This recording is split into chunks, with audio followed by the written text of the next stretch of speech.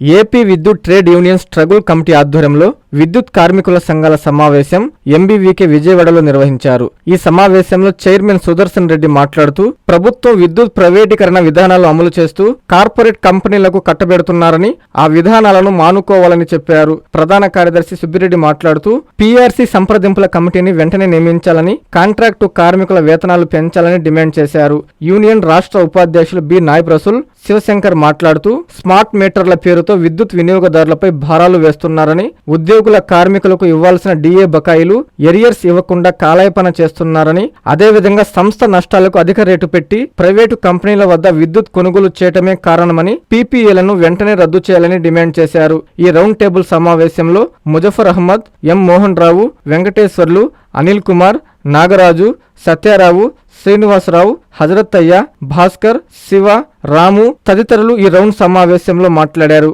June, July నెలల్లో SC, collector ఆఫీసుల వద్ద ధర్నాలు చేసి వినతి పత్రాలు ఇవ్వాలని నిర్ణయం తీసుకున్నారు.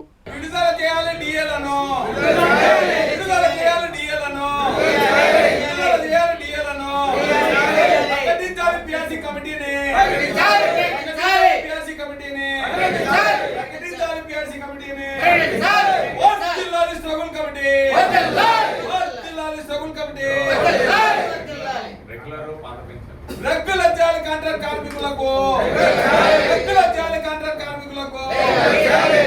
కనీస వేతనం 40,000 రూపాయలు, 40,000 రూపాయలు కనీస వేతనము, కనీస వేతనం 40,000 రూపాయలు, తెలంగాణ రూపాయల పాలసీని.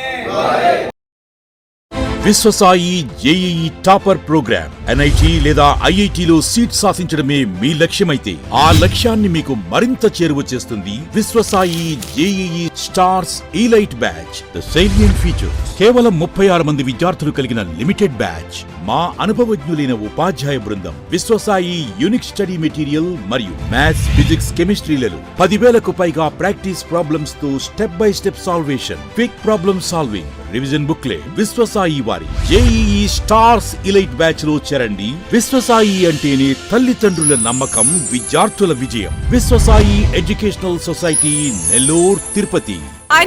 Please subscribe to N3 TV.